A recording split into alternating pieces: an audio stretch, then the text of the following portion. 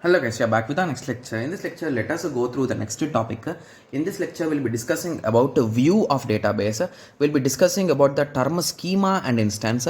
Then we'll be discussing the role of a database administrator, guys. Okay, so let us start with the view of database. So in the last lecture, we discussed the concept of database, right? Yes. So when it comes to database, so the data might be some data might be important for you, but some data might not be important for your friend, right? Yes, so it is something like this. So assume that, so for easy understanding, I'll be giving you a small example here, guys. So please concentrate for some time. So assume that this is the physical level, right? So in physical level, the whole data, guys, so the whole data is stored. So for easy understanding, let us take a small example. So the example which I'll be taking normally is the railway station, railway management, guys. So basically, I think everyone heard about IRCTC, right? So it's a popular website for booking of your train tickets and all those things, right? Yes. So when it comes to this website, so how much size or how much data will be stored in that particular database, guys? So there could be some thousands of rows or thousands of columns, right? Because there are many trains. So basically, let us take a small example. So assume this as a database. So in this database, they are storing the date of the train. So on which date the train is going. Similarly, the start time, the what they will call the arrival time, the departure time, the train number, the train name, what else, the number of seats, the number of compartments. There will be many parameters like this, right? Yes. Okay. So this is the whole database. Okay. Okay, so this is the whole database. So basically this date might not be the exact thing, but there will be some patterns, right? So some trains will be only on Wednesday in that way. So that type of dates will be given here. Okay, yes. So now you understood, right? So this is the whole database assumed in that way. So that's a simple example which I gave. But when it comes to websites, there will be many databases, right? Even login will have a separate database. So in that way, there will be multiple tables and multiple things, right? Yes. So that is the physical level, guys. So physical level is nothing but how data is stored. Okay, so this is stored in terms of tables, right? In terms of databases, right? Yes. So how data is stored in the hardware, and it describes how data can be accessed. So basically this accessing methods will also be given here. Similarly, it has a complex data structure. Yes, there will be multiple columns and multiple rows, and only database administrator works on it. So basically, if I or you wants to enter and check all the details, we cannot check it, guys, because it is not public for us. Only the database administrator will have access to it. Okay, yes. So when it comes to logical view, so assume that this whole data is important for whom, guys? So this whole data is important for database administrator because he is going to manage this data, right? Yes. But when it comes to logical level, okay, so this whole data, only few data will be stored in this logical level, right? So only important data. Okay, so any data which is having some proper relations in between them, only those will be stored in this logical level, guys. Okay, so in the form of entities, relations among sets, what data are stored in the DB? So relationship exists among all the data. So basically all these tables will have multiple relations, right? So basically when it comes to, so let us take a small example, guys. I think with example it will be really clear, right? Yes. So assume this is a table. Okay, so this table is having a train number. Okay, so it is also having a, what else it will be having, guys? So let me take this only. So the arrival time, okay, so the departure time, okay, the station names. So basically let us keep the station, which station it will start. So station start and station end. So and there will be multiple parameters like this, right? Yes. And when it comes to compartment number, so I will be keeping only compartment number here, and this number I will be storing in some other table. So here I will say whether S1, S2, D1, D2. So these compartments are available or not. So if it is available, I will place 1. If not available, I will place 0. So in this way, I will maintain multiple tables like this, right? So all these tables will have some relation in between them, right? So that whole relation is nothing but this logical level, guys. So if you see from this logical level, you can observe this whole thing, sir. But will you have access for this, guys? The answer is no, right? Yes. So the only thing which we see is, so what we do, guys, so once you enter into the IRCTC website, so it will ask you the date first of all, or it will ask you from which station to which station you want to go. Okay, so station 1 name and station 2 name. So now you selected these station names. So now it will ask on what date you want the train. So you will give the date name.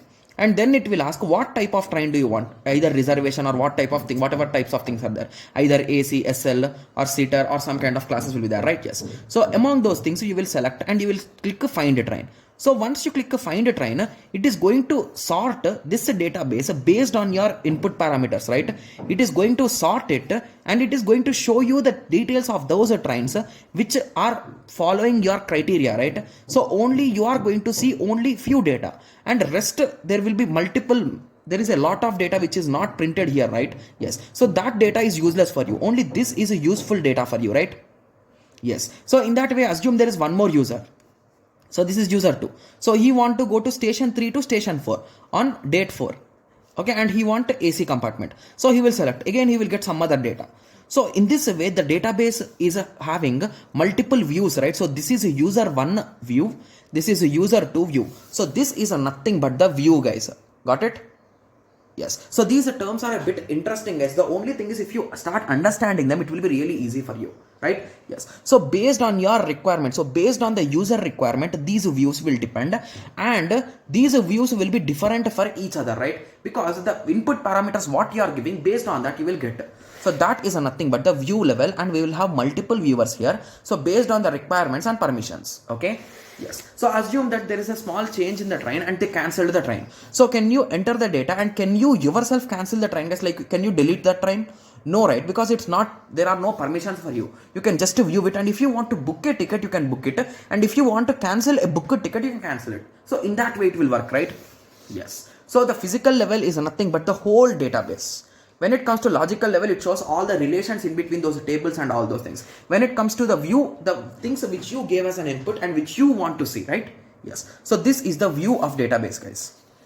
Okay. I know most of the students are like, okay, so can we expect a question from this particular topic? The answer is no, right? Yes, because there could be some theoretical question, but you cannot expect a direct question from this, right? So that is the reason why these things are really important for your understanding, guys, right? Yes, because if you observe here also carefully, a single database is being used by different users in different ways, right? Yes. Okay, so now I think everyone is understanding, right? Yes. Okay, so now let us continue with the definitions of instance and schema, guys. So I know these two terms are really important, guys, because in examination also we could expect these terms in some questions. Okay, so what exactly they mean by instance and what exactly they mean by schema? So basically I'll be giving you a simple definition. So schema is nothing but the structure, guys, and instance is nothing but the data inside that structure. Got it?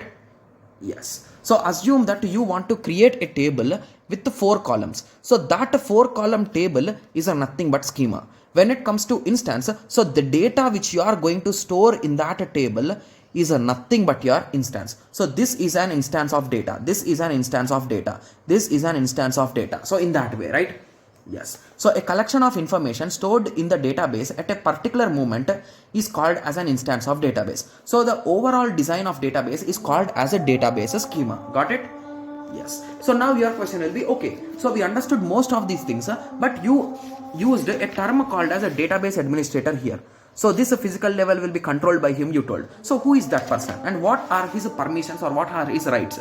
So database administrator is nothing but the person who is going to create this thing, and he is the one who will update these things, guys. So assume that there is some cancellation in the train. So basically that train is not running now, so that due to some technical issue or something. So at that time he is the one who will update that table. So there will be some validated status, assume in that way. So everyone will be having one. So once a train is cancelled, you will make it 0. So those kind of modifications and all those database works will be done by this database administrator. So he is the one who will define the schema, like what the structure should be there, creating the primary storage structure, so where he need to store, creating backups, creating recovery, creating managing and maintenance. So everything he will only the caretaker, guys. In simple words you can say that he is the caretaker of database. That's it. Okay. Yes, he will be shutdowning, he will be starting up, he will be knowing everything with respect to architecture and the databases, right?